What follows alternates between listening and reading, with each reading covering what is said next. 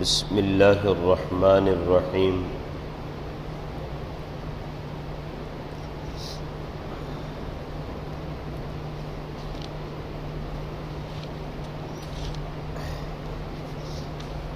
واسألهم عن القرية التي كانت حاضرة البحر إذ يعدون في السبت إذ تأتيهم حيتانهم يوم سبتهم شرعا ويوم لا يسبتون لا تأتيهم كذلك نبلوهم بما كانوا يفسقون۔ صدق اللہ العظیم۔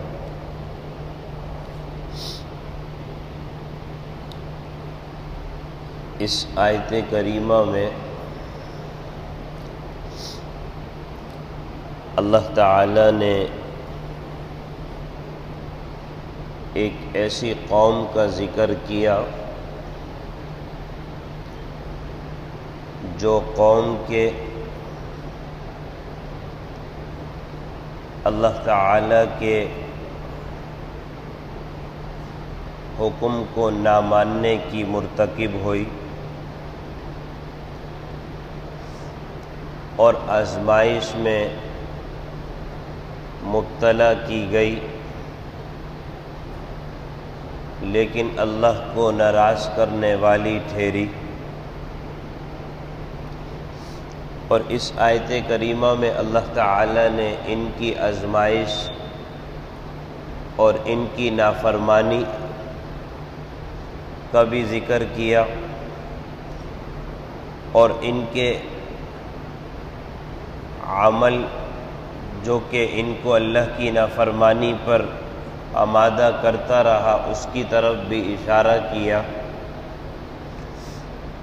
یہ قوم ایسی تھی کہ اللہ تعالی نے ان کی نافرمانیوں کے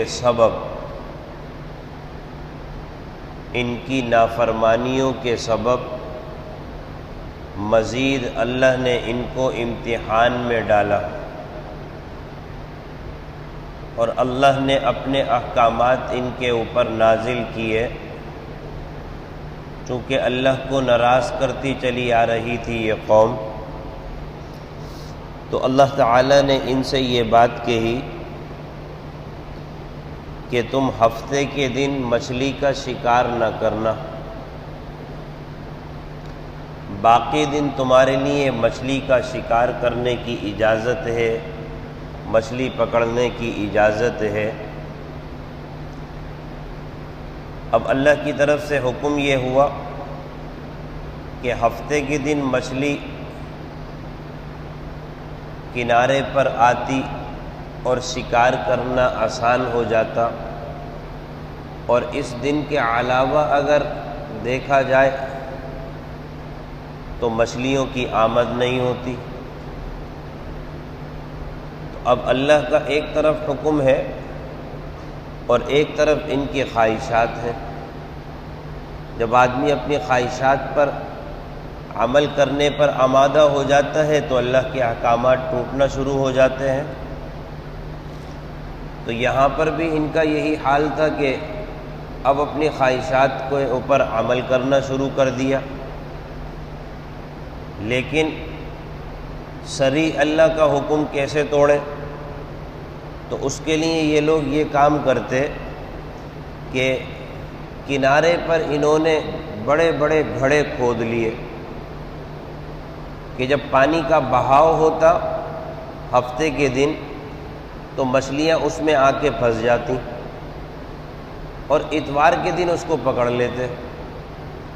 یا ہفتے کے دن جال بچھا دیتے کہ مچھلیوں کی خوب آمد ہوگی، اور پھر اتوار کے دن جال اٹھاتے تھے کہ بھئی ہم نے ہفتے کو ہم نے بھلا شکار تھوڑی کیا،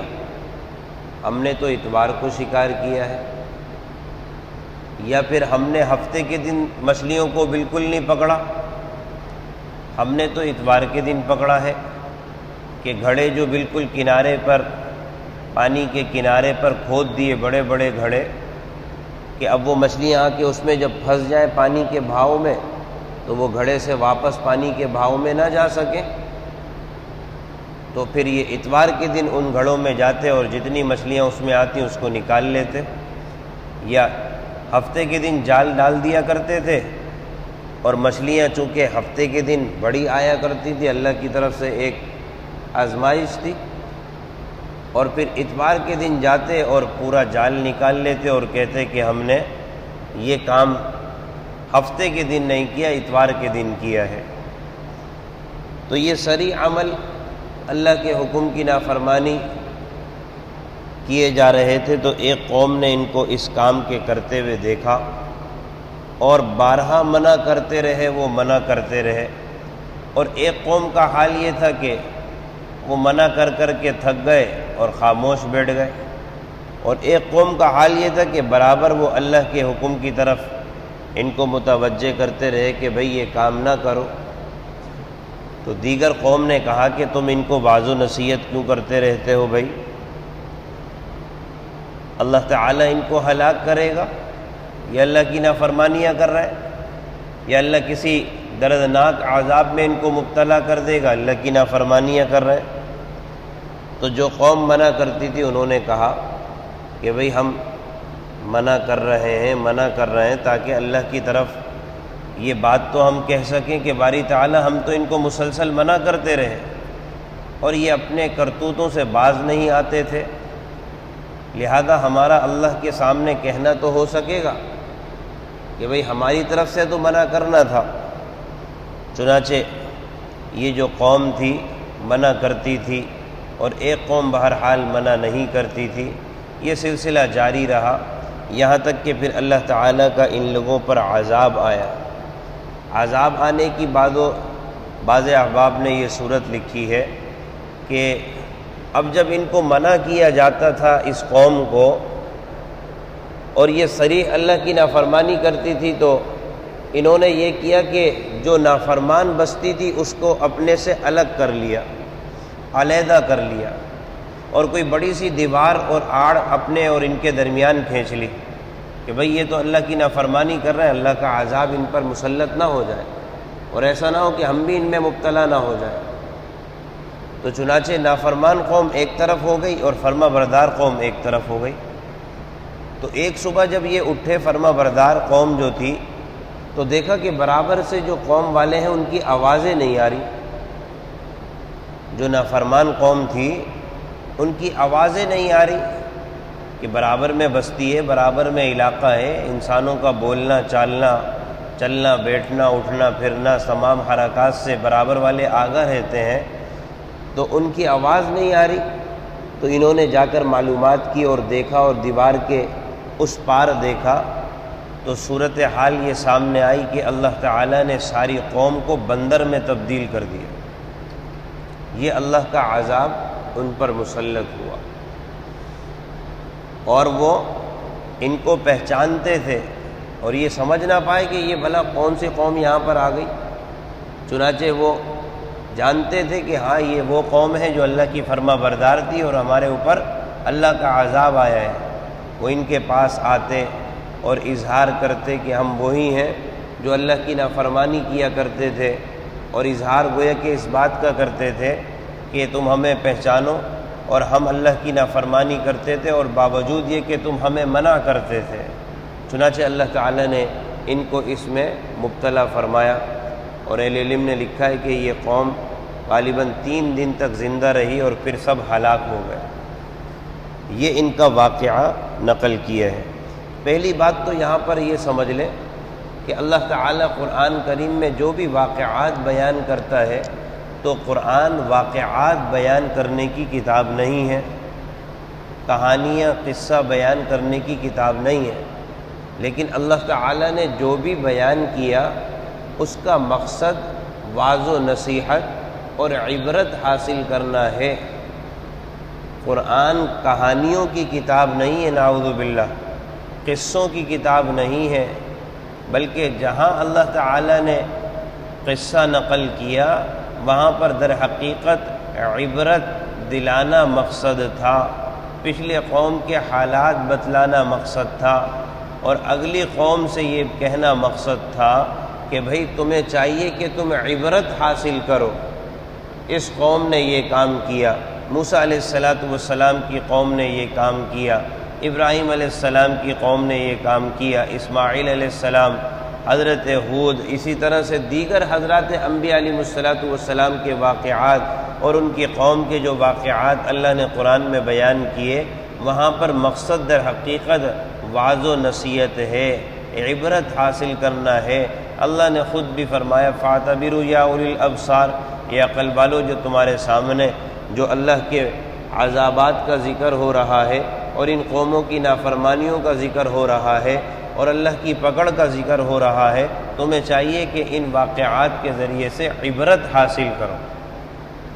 اور اسی وجہ سے اہل علم یہ بات ارشاد فرماتے ہیں کہ قرآن کریم کا اگر مطالعہ کیا جائے تو سوائے حضرت یوسف علیہ السلام کے قصے کے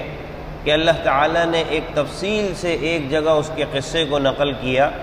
ورنہ عام طور پر اللہ عز و جل نے جو حضرات انبیاء علیہ السلام کی قوم یا ان کے اگر کوئی واقعات کو بیان کیا تو مکمل ایک جگہ بیان نہیں کیا،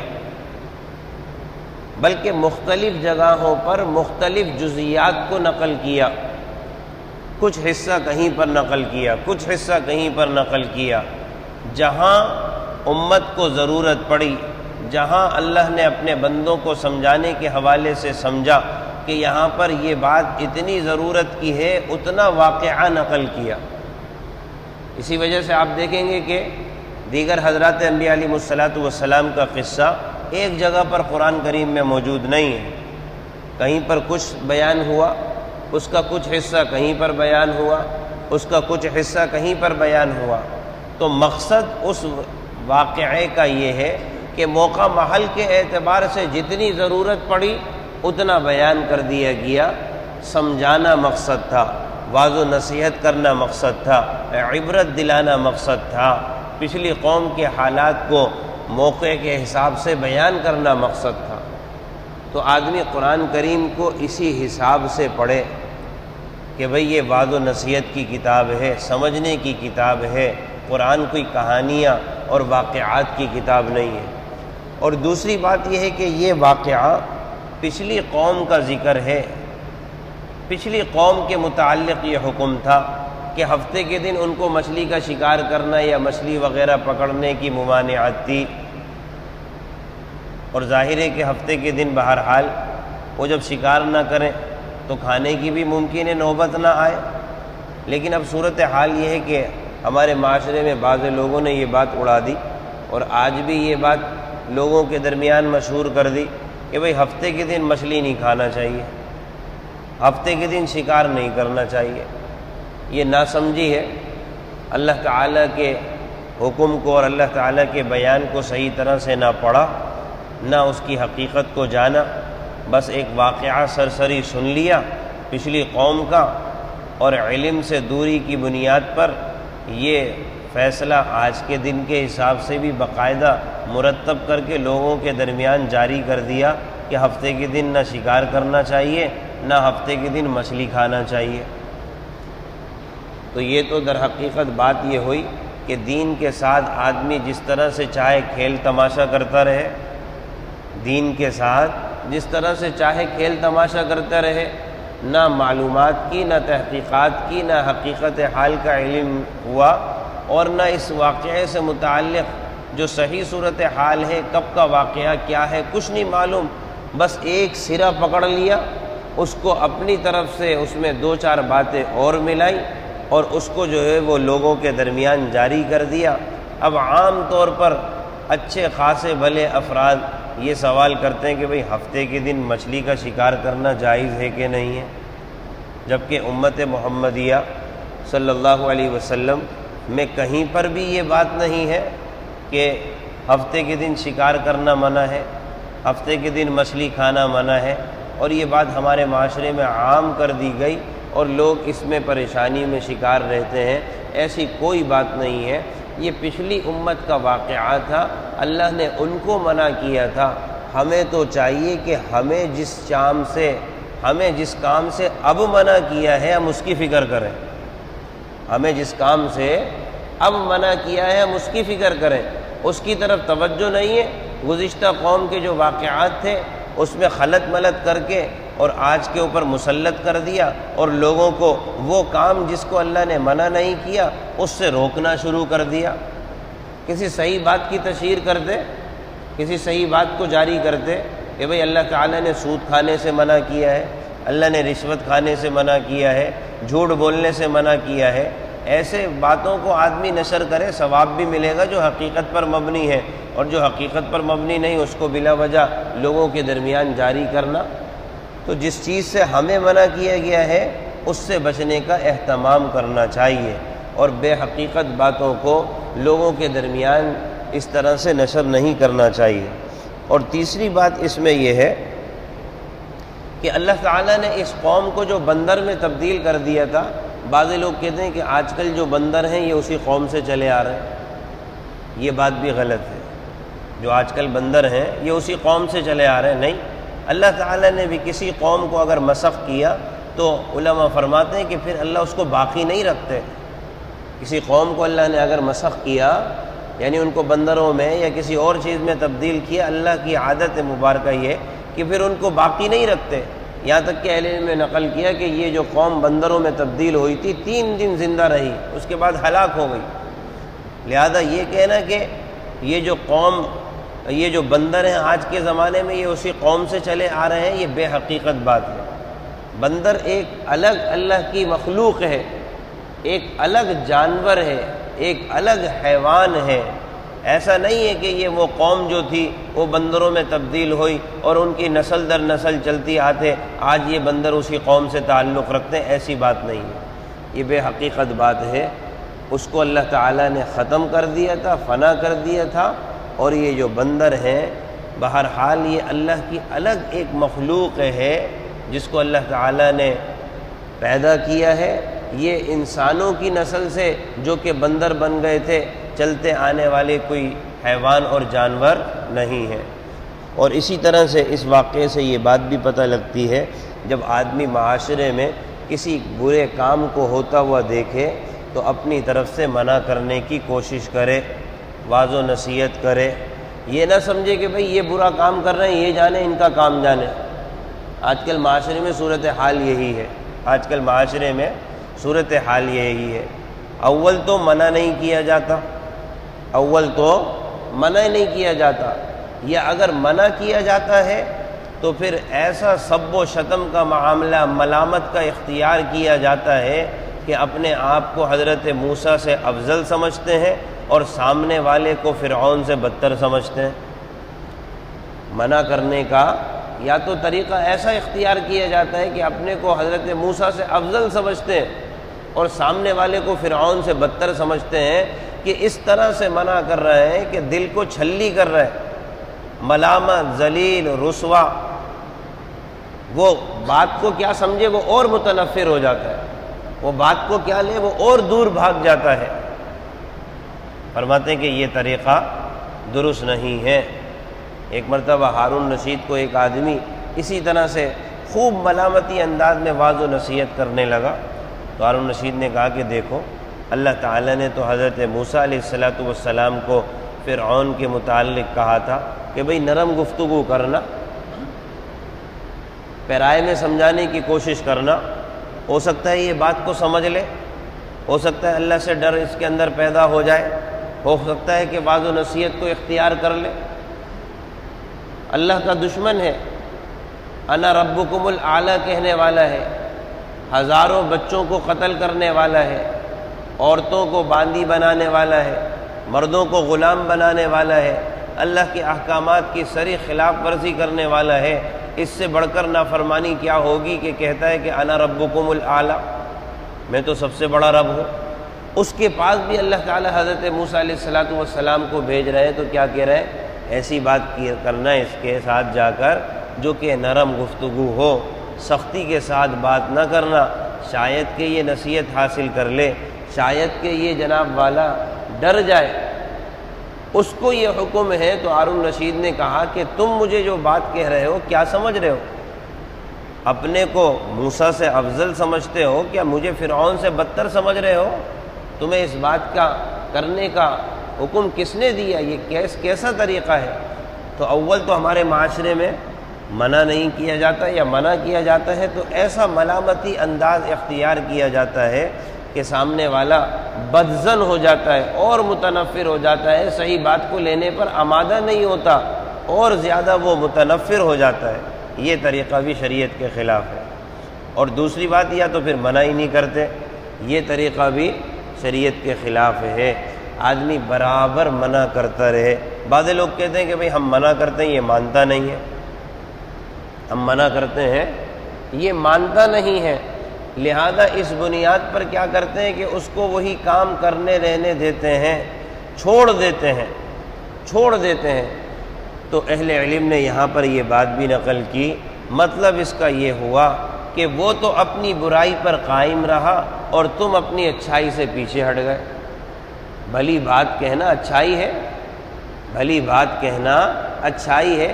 اچھائی کی تلقین کرنا اچھائی ہے۔ اب یہ عذر کرنا کہ یہ ہماری بات ہی نہیں مانتا،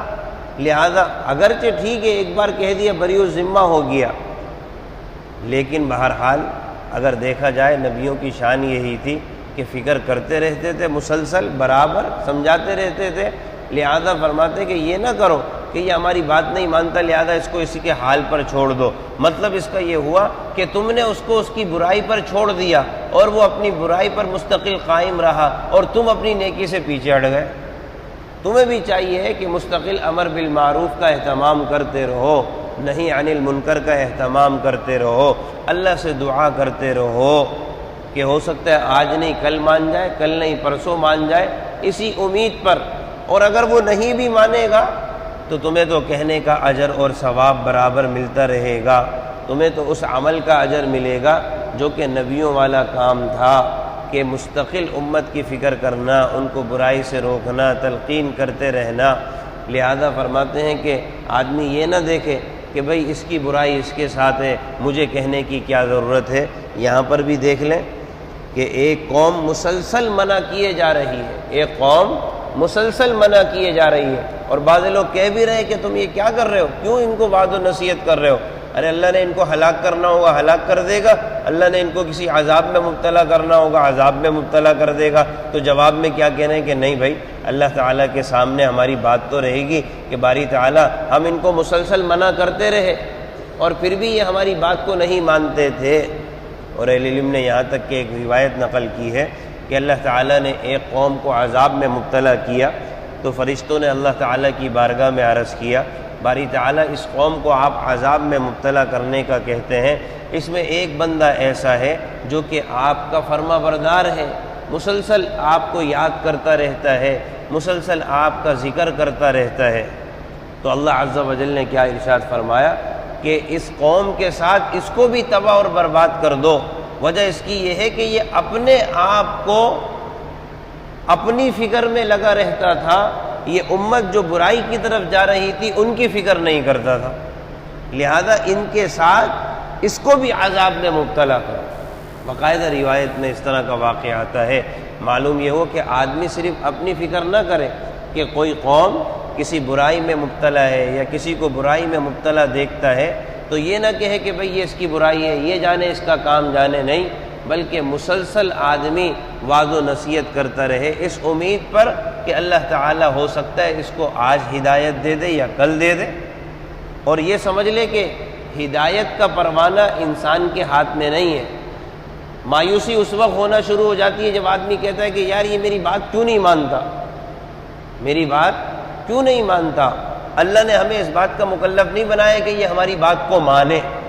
ہمیں تو حکم یہ ہے کہ ہم نیکی کی بات کرتے رہیں، ہمیں تو حکم یہ ہے ہم نیکی کی بات کرتے رہیں۔ بات کا ماننا نہ ماننا، صحیح راستے پر آنا یا نہ آنا، یہ ہمارے ذمے نہیں ہے۔ ہدایت دینا یہ اللہ کا کام ہے، بندے کا کام ہدایت کا راستہ دکھانا ہے، بندے کا کام ہدایت کی تعلیم دینا ہے کہ بھئی یہ صحیح راستہ ہے، اس پر چلو۔ آدمی جب یہ سمجھ لے کہ نہیں میری بات کو مان کر یہ عمل کرے اور اسی جستجو میں آدمی جو ہے وہ نیک کام کی تلقین کرے تو پھر مایوسی ہو جاتی ہے اور پھر آدمی نیک کام سے باز آ جاتا ہے۔ لیکن اگر یہ کہے کہ بھئی ہدایت کا فیصلہ اللہ کے ہاتھ میں ہے، یہ میری مانے گا تو اس کا بھلا ہوگا، نہیں مانے گا اس کا نقصان ہوگا، اور اگر یہ میری نہیں مانتا تو مجھے تو حکم جو ہے وہ اچھائی کی تلقین کرنے کا ہے، باقی یہ جانے اللہ جانے، ہدایت اللہ کے ہاتھ میں ہے۔ یہ خود اللہ نے نبی اکرم صلی اللہ علیہ وسلم سے فرما دیا تھا کہ آپ کا کام